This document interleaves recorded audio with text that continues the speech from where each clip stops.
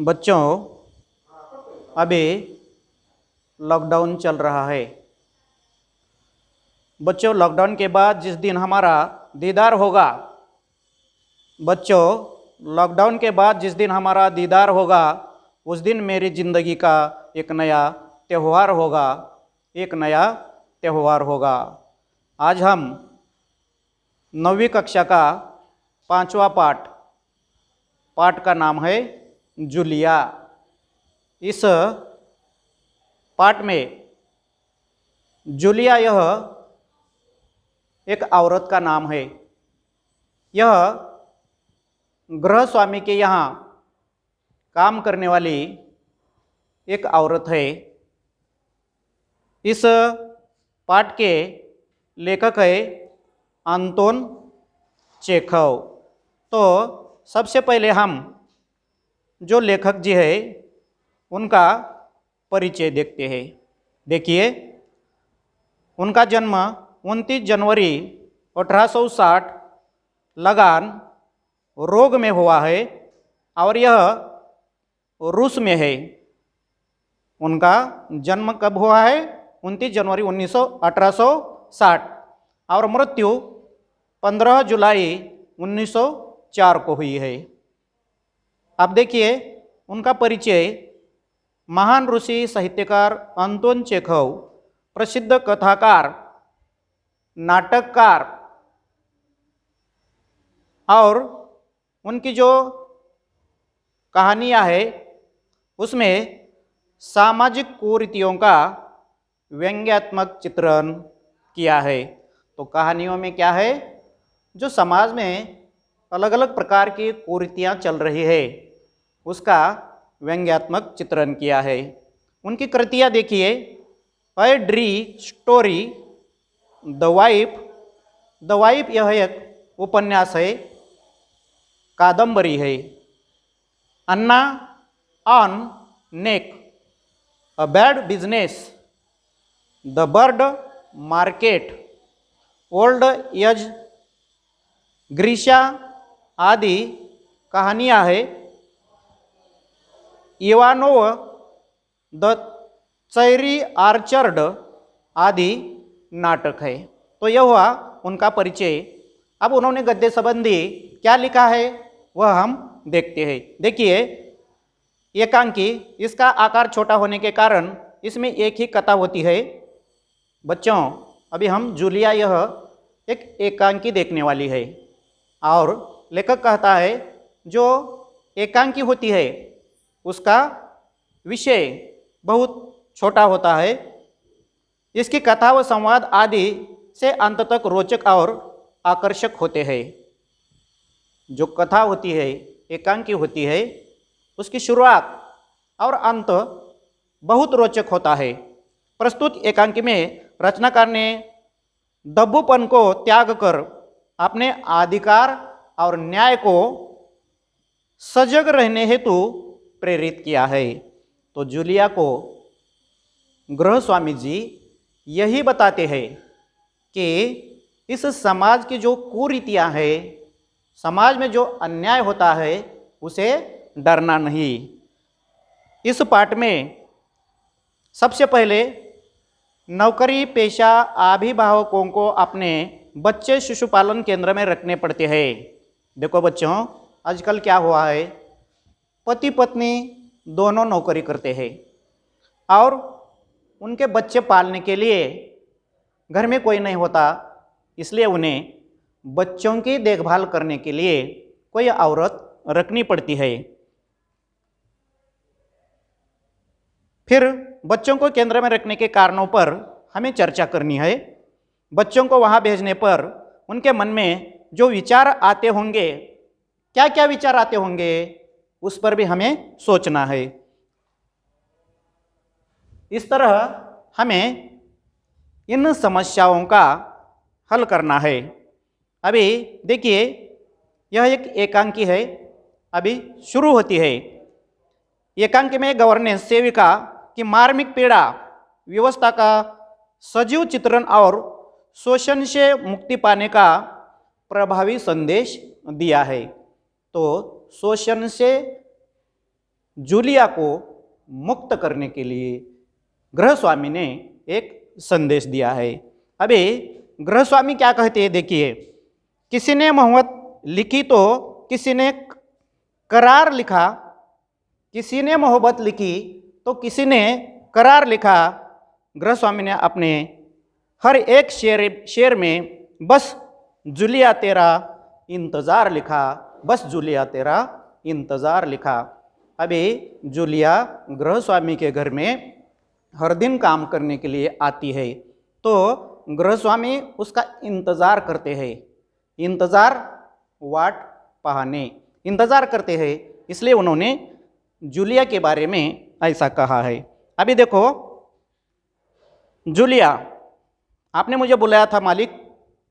गृहस्वामी ने जूलिया को बुलाया है, तो जूलिया आई है और वह कहती है, आपने मुझे बुलाया था मालिक।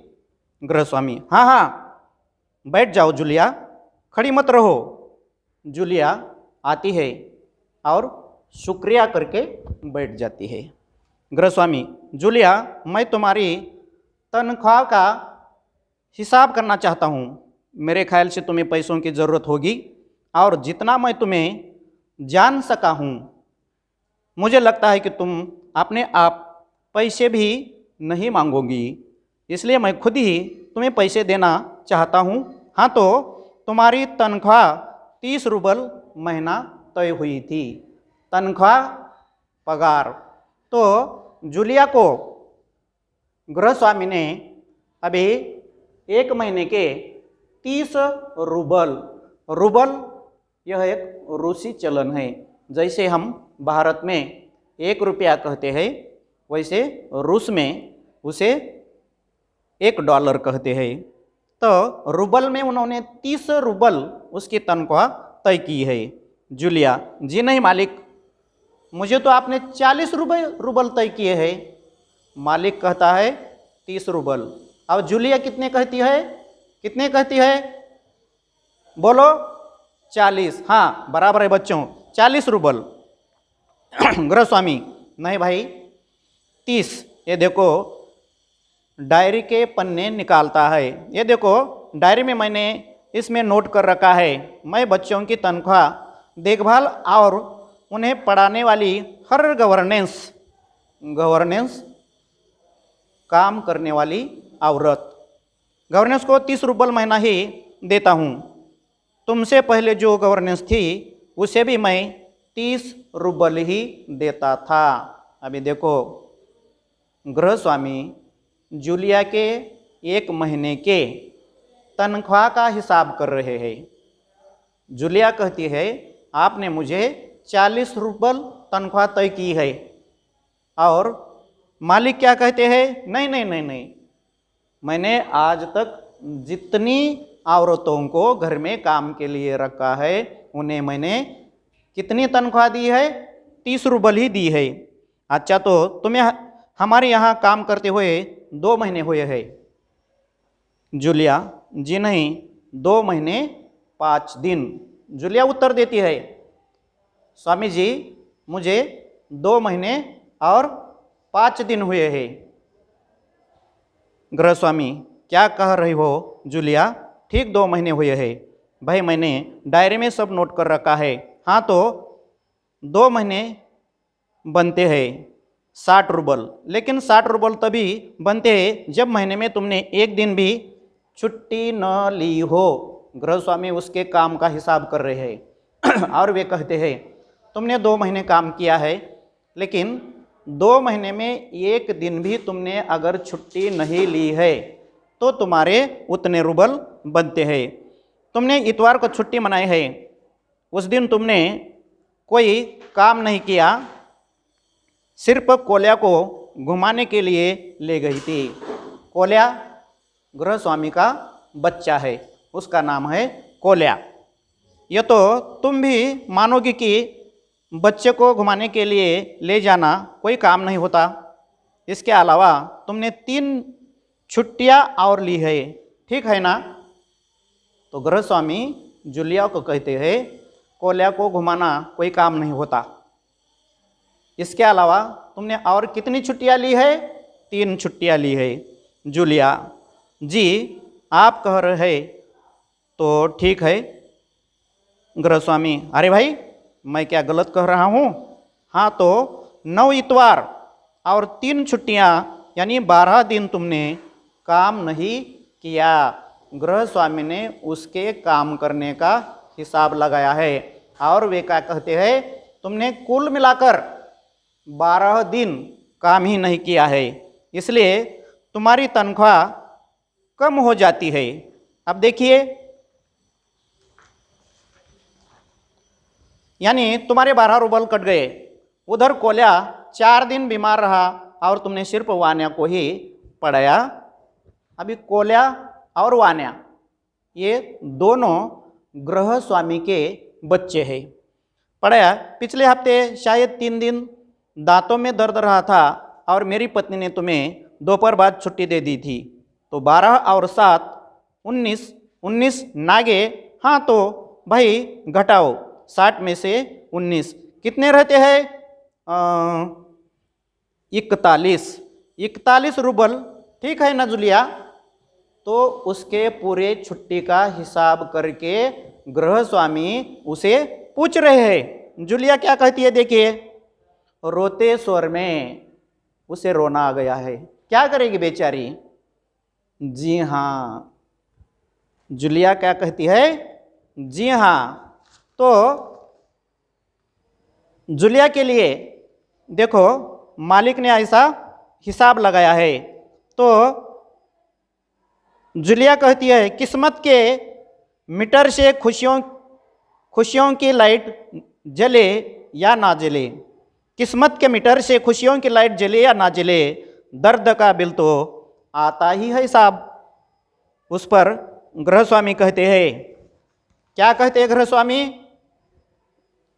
हाँ याद आया, 1 जनवरी को तुमने चाय की प्लेट और प्याली तोड़ी थी। अभी गृहस्वामी जूलिया घर में काम करते करते क्या क्या तोड़ चुकी है इसका हिसाब लगा रहे हैं। प्याली बहुत कीमती थी, मगर मेरे भाग्य में तो हमेशा नुकसान उठाना ही बंधा है। गृहस्वामी कहते हैं, अरे मेरा भाग्य ही ऐसा है कि मुझे नुकसान ही उठाना पड़ा है। मैंने जिसका भला करना चाहा उसने मुझे नुकसान पहुंचाने में कोई कसर नहीं छोड़ी। खैर मेरा भाग्य, हाँ तो मैं प्याली के 2 रूबल ही काटूंगा।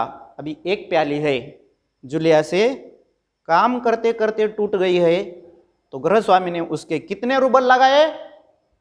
2 रूबल लगाए बच्चों।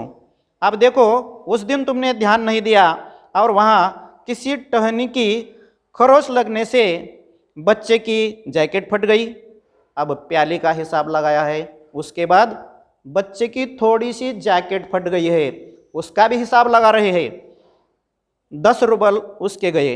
इसी तरह तुम्हारी लापरवाही की वजह से घर की सफाई करने वाली नौकरानी मारिया ने वान्या के नए जूते चुरा लिए।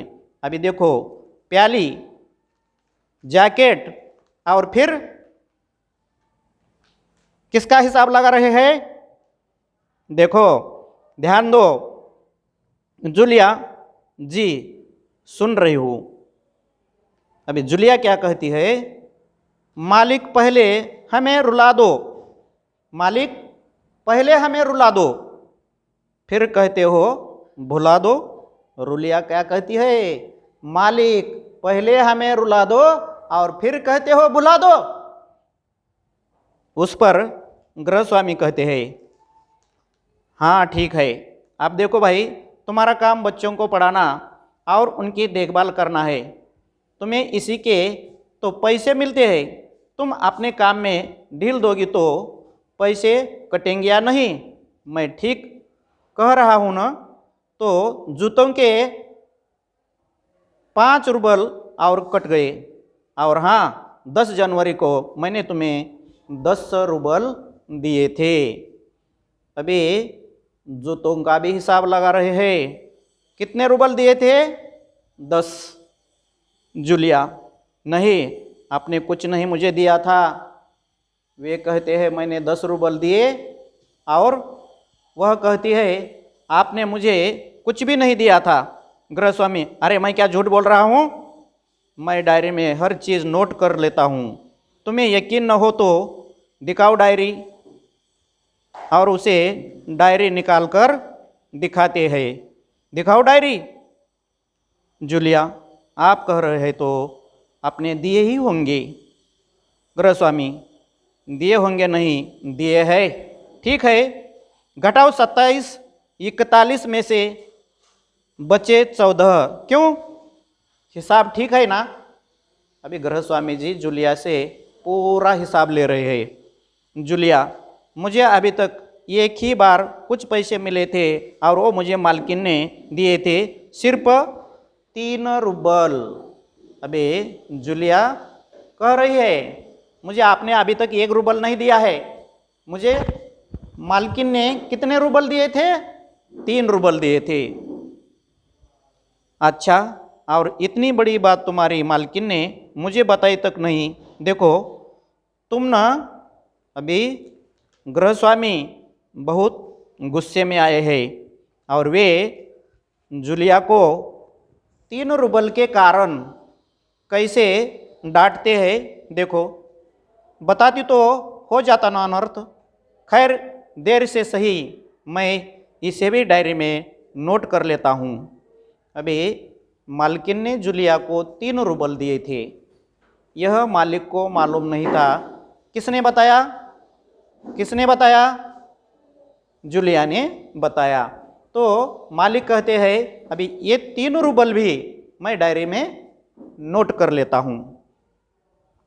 हाँ, तो 14 में से 3 और घटा दो, बचते हैं 11 रूबल। संभाल लो, गिन लो, ठीक है ना? अभी जितने रूबल मालिक ने जूलिया को दिए हैं, इसलिए वे कहते हैं ले लो, इसे अच्छी तरह से अपने पास रखो, संभाल लो ये। जूलिया कांपते स्वर में कहती है, जी धन्यवाद मालिक। जूलिया ने मालिक को धन्यवाद कहते ही गृहस्वामी को देखो कैसा क्रोध आ गया है और अभी गृहस्वामी अपने विचार बदल देते हैं। कैसे बदल देते हैं? देखिए, गृहस्वामी, तुम मुझे धन्यवाद दे रही हो, जबकि तुम अच्छी तरह जानती हो कि मैंने तुम्हें ठग लिया है, तुम्हें धोखा दिया है, तुम्हारे पैसे हड़प लिए हैं और तुम इसके बावजूद मुझे धन्यवाद दे रही हो। नहीं नहीं नहीं जूलिया, तुम धन्यवाद मत कहो। जूलिया, जी हाँ मालिक। गृहस्वामी, जी हाँ मालिक, जी हाँ मालिक। क्यों क्यों जी हाँ मालिक? जूलिया, अब जूलिया पहले जिस घर में काम करती थी, अभी तक जितने घरों में काम किया है वह अभी बता देती है कि मालिक, आज तक मैंने जिन जिन घरों में काम किया है उन लोगों ने मुझे 1 भी रुपया नहीं दिया था। आपने तो मेरा पूरा हिसाब करके मुझे रूबल के रूप में पैसे दिए हैं, इसलिए मैं आपका धन्यवाद करती हूँ। जूलिया, क्योंकि इससे पहले मैंने जहाँ जहाँ काम किया उन लोगों ने तो मुझे 1 पैसा तक नहीं दिया था। आप कुछ तो दे रहे हैं। गृहस्वामी, उन लोगों ने तुम्हें 1 पैसा तक नहीं दिया। जूलिया, मुझे यह बात जानकर जरा भी आश्चर्य नहीं हो रहा है। मालिक को कुछ भी आश्चर्य नहीं हो रहा है। क्यों नहीं हो रहा? देखिए, जूलिया, मुझे इस बात के लिए माफ़ कर देना कि मैंने तुम्हारे साथ एक छोटा सा क्रूर क्या किया है? मजाक किया है। पर मैं तुम्हें सबक सिखाना चाहता था। अभी मालिक जूलिया को कौन सी सबक सिखाना चाहते हैं, देख लीजिए। देखो जूलिया, मैं तुम्हारा 1 पैसा नहीं मारूंगा। अब मालिक कह रहे हैं कि मैं तुम्हारा 1 भी पैसा नहीं ले लूँगा, और अभी तक तो उसके पूरे काम का हिसाब कर करके रूबल काटे हैं, लेकिन अभी मालिक के विचारों में परिवर्तन हुआ है। नहीं मारूंगा, यह है तुम्हारे 80 रूबल, 2 महीने के 40-40 रूबल। अभी मालिक जूलिया को पूरे मिलकर कितने दे रहे हैं? 80 रूबल दे रहे हैं। मैं अभी इन्हें तुम्हें दूंगा, लेकिन इससे पहले मैं तुमसे कुछ पूछना चाहूँगा।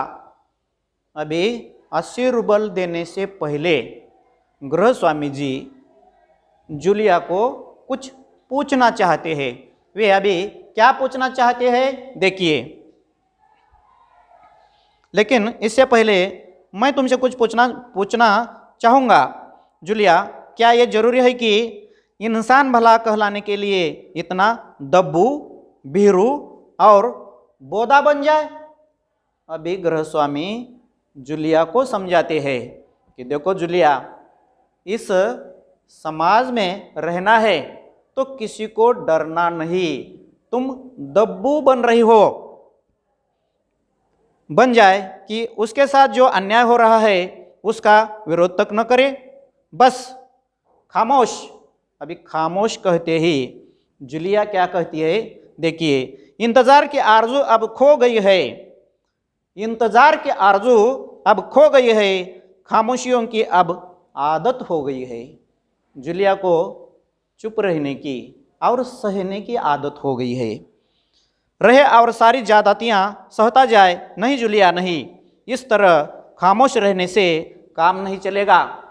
तुम खामोश रहकर अन्याय मत सहना, उसका डटकर सामना करना है। आपने को बचाए रखने के लिए तुम्हें इस कठोर, क्रूर, निर्भय और हृदयहीन संसार में लड़ना होगा। अभी तक गृह स्वामी जूलिया के बारे में अलग सोचते थे और आप भी जूलिया को वे कह रहे हैं, देखो जूलिया, तुम्हें अच्छी तरह से जीना है तो इस समाज में डट कर रहना चाहिए। अपने दांतों और पंजों के साथ लड़ना होगा, पूरी शक्ति के साथ।